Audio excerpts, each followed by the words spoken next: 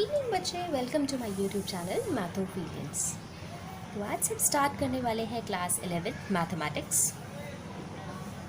Start करने से पहले कुछ चीज़ें डिस्कस कर लेते हैं। स्टूडेंट्स जब क्लास 10th में होते हैं तो वो ये सोचते हैं कि हम साइंस स्ट्रीम की तरफ जाएंगे, कॉमर्स की तरफ जाएंगे या ह्यूमैनिटीज़ लेंगे।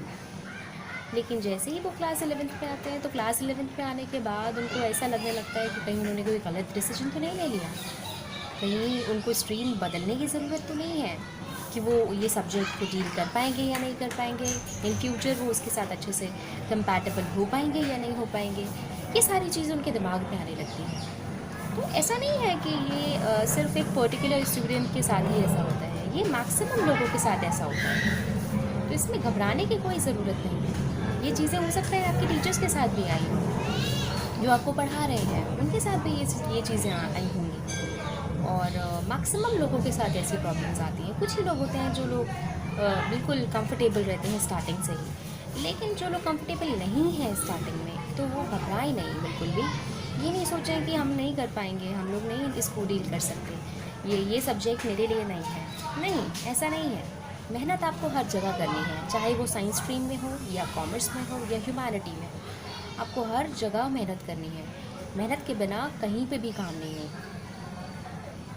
ये प्रॉब्लम उनके दिमाग में, उनको ऐसा लगने लगता है कि ये सब्जेक्ट की वजह से हो रहा है, लेकिन ऐसा नहीं है। सब्जेक्ट की वजह से नहीं है वहाँ पे ऐसा, सब सिलेबस के वाइड हो जाने की वजह से ऐसा होता है। जब आप क्लास 10th में होते हैं तो आपका सिलेबस बहुत ही थोड़ा सा होता है, इतना सा, बिल्कुल थोड़ा सा। जैसे ही आप क्लास 11th में आते हैं तो आपका सब सिलेबस बहुत वाइड हो जाता है, और जैसे ही आपका सिलेबस वाइड होता है तो आपको प्रॉब्लम्स दिखने लगती हैं। आपको लगने लगता है कि नहीं, ये चैप्टर तो इतने दिन में हुआ है तो अब ये पूरी बुक पता नहीं कितने दिन में होगी। तो ये सारी चीज़ें दिमाग में आने लगती हैं, लेकिन ऐसा नहीं सोचना है आपको, बिल्कुल भी डिप्रेशन में नहीं जाना है।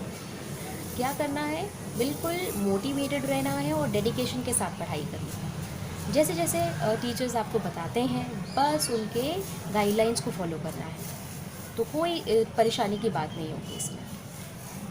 ठीक है, स्टार्ट करते हैं। सबसे पहले हम सिलेबस देख लेते हैं। सिलेबस के साथ साथ मार्किंग स्कीम भी देखेंगे, क्योंकि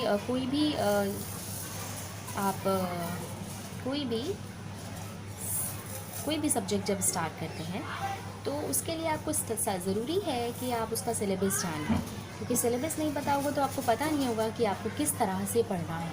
क्योंकि यहाँ पे आपको सिर्फ पढ़ना नहीं है, बल्कि स्ट्रैटेजी के साथ पढ़ना है। स्ट्रैटेजी के साथ पढ़ेंगे तो ही काम हो पाएगा।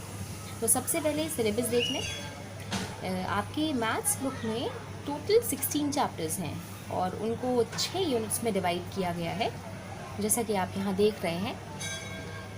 जैसे फर्स्ट यूनिट है sets and functions, second unit है अलजेब्रा, थर्ड यूनिट है कोऑर्डिनेट ज्योमेट्री, फोर्थ यूनिट है कैलकुलस, और फिफ्थ यूनिट है मैथमेटिकल रीजनिंग, और लास्ट सिक्स्थ यूनिट है स्टैटिस्टिक्स एंड प्रोबेबिलिटी। और इन यूनिट्स में कुछ चैप्टर्स इन्होंने डाले हैं। तो ये चैप्टर्स जैसे कि सेट्स एंड फंक्शंस में 3 चैप्टर्स हैं, अलजेब्रा में 6 चैप्टर्स हैं, कोऑर्डिनेट ज्योमेट्री में 3 चैप्टर्स हैं, कैलकुलस में सिर्फ 1 चैप्टर है। हालांकि बहुत 5 मार्क्स का है ये, लेकिन ऐसा नहीं है कि इसको छोड़ देना है, क्योंकि कैलकुलस 12th में आके आपका अच्छा खासा वेटेज रखता है। फिर है मैथमेटिकल रीजनिंग, इसमें सिर्फ 1 चैप्टर है, जो कि खुद ही उसका नाम है मैथमेटिकल रीजनिंग। और उसके बाद है स्टैटिस्टिक्स एंड प्रोबेबिलिटी। उनकी मार्किंग स्कीम यहाँ पे लिखी हुई है, या ब्लूप्रिंट आप कह सकते हैं। सेट्स एंड फंक्शन 23 मार्क्स का, algebra 30 marks, coordinate geometry 10 marks, calculus 5 marks, mathematical reasoning 2 marks, और स्टैटिस्टिक्स एंड प्रोबेबिलिटी 10 मार्क्स। अच्छा, अब ये आपका सिलेबस और मार्किंग स्कीम तो हमने डिस्कस कर ली है, लेकिन ये भी आपको पता होना चाहिए कि किस तरह से हम यहाँ पे इस चैनल पे सीखने वाले हैं। ओके, क्या क्या चीज़ें हम कवर अप करने वाले हैं। आपकी जैसे क्लासेस हैं, मैथमेटिक्स की क्लासेस जो होंगी वो MWF में होंगी, यानी कि Monday, Wednesday and then Friday. ये 3 दिन क्लासेस होंगी आपकी, और हर क्लास के बाद आपको 2 से 3 हॉट्स क्वेश्चन दिए जाएंगे। वो 2-3 क्वेश्चन जो हॉट क्वेश्चन आपको दिए जाएंगे वो आपको सॉल्व करके रखना है। नहीं होता है तो फिर हम देखेंगे उसको बाद में, हम जितने भी हमारे चैप्टर वाइज हॉट्स क्वेश्चन होंगे उसके लिए फिर एक अलग क्लास लेंगे। लेकिन इनिशियली आपको खुद से ट्राई करना है कि वो आपसे हॉट्स क्वेश्चंस हुए या नहीं हुए। ओके, उसके बाद जैसे ही हमारा चैप्टर ख़त्म होगा, चैप्टर ख़त्म होने के बाद इनफैक्ट जैसे कोई भी हमारा टॉपिक कंप्लीट हो जाता है, तो टॉपिक कंप्लीट होने के बाद जो एक्सरसाइज एनसीईआरटी एक्सरसाइज क्वेश्चंस हैं आपके, एनसीईआरटी एक्सरसाइज वो हम सॉल्व करेंगे। उसके बाद लास्ट में जो मिसलेनियस है वो भी करेंगे। देन आपको चैप्टर के एंड में एक असाइनमेंट दिया जाएगा, और ये असाइनमेंट बहुत ज़रूरी है। ये असाइनमेंट बेसिकली बेस्ड होगा लास्ट 10 ईयर्स के क्वेश्चन पेपर्स पे। लास्ट 10 ईयर्स के क्वेश्चन पेपर पे ये बेस्ड होगा। ये करना आपको बहुत ज़रूरी है। ये नहीं करेंगे तो शायद कुछ लाग कर जाएं आप, तो इसलिए इसको छोड़ना नहीं है, इसको करना ज़रूर है। असाइनमेंट को हर चैप्टर के बाद आपको असाइनमेंट पीडीएफ के फॉर्म में दिया जाएगा। डिस्क्रिप्शन बॉक्स में मैं उसका लिंक डाल दूँगी। ओके, और इसके अलावा जब आपके एग्ज़ाम हो रहे होंगे तो एग्ज़ाम के आसपास आपको सैम्पल पेपर्स दिए जाएंगे। सैम्पल पेपर्स, ठीक है, ये भी आपको पीडीएफ के फॉर्म में मिलेगा। ओके, ये तो है हमारे चैनल की बात कि हम चैनल पे क्या क्या करने वाले हैं, कैसे कैसे करने वाले हैं टॉपिक्स को। लेकिन इसके अलावा आपको ये भी पता होना चाहिए कि आपको स्कोर कैसे करना है, क्योंकि अब हम यहाँ पे स्टार्ट करने जा रहे हैं क्लास 11th मैथमेटिक्स। तो आपको ये भी पता होना चाहिए कि आपको अच्छी तरह से और बेटर स्कोर कैसे करना है और ज़्यादा स्कोर कैसे करना है। ये नहीं कि खाली स्कोर पे फोकस करना है, लेकिन अंडरस्टैंडिंग के साथ साथ स्कोर पे भी ध्यान देना है। अंडरस्टैंडिंग सबसे पहले, अंडरस्टैंडिंग होना ज़रूरी है, क्योंकि आपके कॉन्सेप्ट्स क्लियर नहीं होंगे तो फिर स्कोर का तो कोई बात ही नहीं कर सकते हम, है ना। तो सबसे पहले हम ये डिस्कस कर लेते हैं कि हमें कैसे अच्छा स्कोर करना है बेटर अंडरस्टैंडिंग के साथ। तो लेट्स स्टार्ट। ओके, तो स्टार्ट करते हैं। सबसे पहले मैं बात करूँगी, जैसे कि अगर स्टूडेंट्स ये सोचते हैं कई बार कि हम तो 60-70% स्कोर करते आए हैं, तो 11th में तो और मुश्किल हो गया है सिलेबस, तो अब तो 60-70% भी स्कोर नहीं कर पाएंगे। जबकि ऐसा बिल्कुल भी नहीं है, बल्कि आप चाहें तो 90% प्लस स्कोर भी कर सकते हैं, और वो भी बहुत आराम से। कैसे करेंगे लेकिन? इसके लिए आपको ये ध्यान रखना है सबसे पहले कि आपका क्वेश्चन पेपर का जो डिवीज़न है वो किस तरह से है। उसमें 80% तो जो क्वेश्चंस हैं आपके, वो आपके एनसीईआरटी से हैं, और लास्ट 10 ईयर्स के पेपर्स, क्वेश्चन पेपर्स।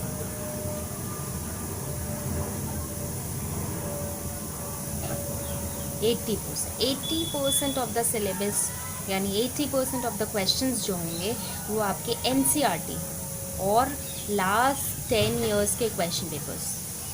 अगर आपने ये दोनों कर लिया तो आपका 80% या 80 प्लस पक्का है।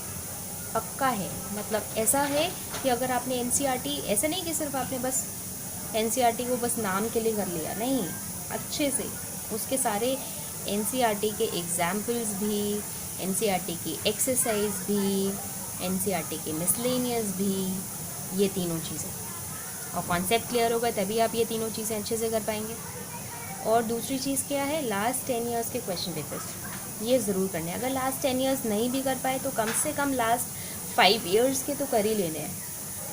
ओके, उसके बाद 20% ऑफ द क्वेश्चन पे जो होता है आपका, वो होता है हॉट्स, यानी हायरली ऑर्डर थिंकिंग क्वेश्चंस, है ना। ये कभी कभी 15% भी हो जाता है, कभी 20% भी रहता है। तो ये है आपका, अगर आपने 80% क्वेश्चन कर लिए, और वो हॉट्स क्वेश्चंस जो हम करते ही रहेंगे, कुछ असाइनमेंट्स में भी करेंगे, कुछ क्लास में भी करेंगे कई बार, तो वो क्वेश्चंस आपके लिए बहुत ज़रूरी होंगे। तो वो क्वेश्चंस भी आप कर लेंगे तो 90% प्लस तो ईज़िली आप इंशाल्लाह स्कोर कर सकते हैं। ओके। कुछ स्टूडेंट्स नहीं, हमें 90% प्लस नहीं, उससे ज़्यादा मार्क्स चाहिए। कैसे लाएंगे ज़्यादा मार्क्स? वो भी बहुत आसान है। 100% स्कोर चाहिए आपको। 100% स्कोर के लिए आप क्या करेंगे? डेफिनेटली NCERT तो करना ही करना है ना।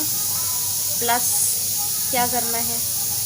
लास्ट 10 इयर्स क्वेश्चन पेपर्स करने हैं आपको। लास्ट 10 इयर्स के क्वेश्चन पेपर्स करने हैं। और क्या करना है? प्लस RD शर्मा के एग्जाम्पल्स, एटलीस्ट एग्जाम्पल सॉल्व कर लेना है।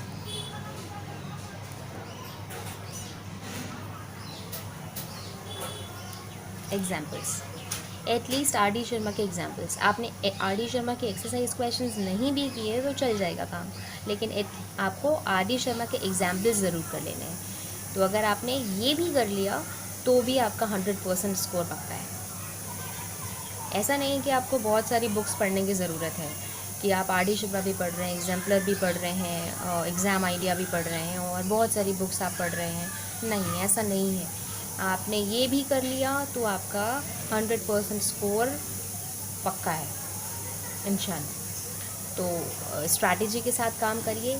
स्टूडेंट्स होते हैं लास्ट मोमेंट पे, जब एग्ज़ाम आने वाला होता है तब सोचते हैं कि कैसे हमें पढ़ना चाहिए, कैसे क्या करना चाहिए, लेकिन हम स्टार्टिंग में ही ये चीज़ें दिमाग में रखेंगे और उसी के अकॉर्डिंग काम करेंगे। हमें स्कोर लाना है, साथ ही साथ कॉन्सेप्ट भी बिल्ड करना है। अब जो लोग कॉम्पिटिटिव एग्ज़ाम्स के लिए तैयारी कर रहे हैं या करने जा रहे हैं तो उनके लिए भी NCERT ज़रूरी है। क्यों ज़रूरी है? क्योंकि कॉन्सेप्ट्स क्लियर होंगे। आपके बेसिक्स जब तक क्लियर नहीं होंगे तब तक आप हायरली ऑर्डर थिंकिंग स्किल्स वाले क्वेश्चंस नहीं कर सकते। तो इसलिए बेसिक्स और कॉन्सेप्ट्स का क्लियर होना ज़रूरी है। आपका हर एक पॉइंट क्लियर होना चाहिए, हर क्वेश्चन क्लियर होना चाहिए, हर टॉपिक क्लियर होना चाहिए जो भी आप कर रहे हैं।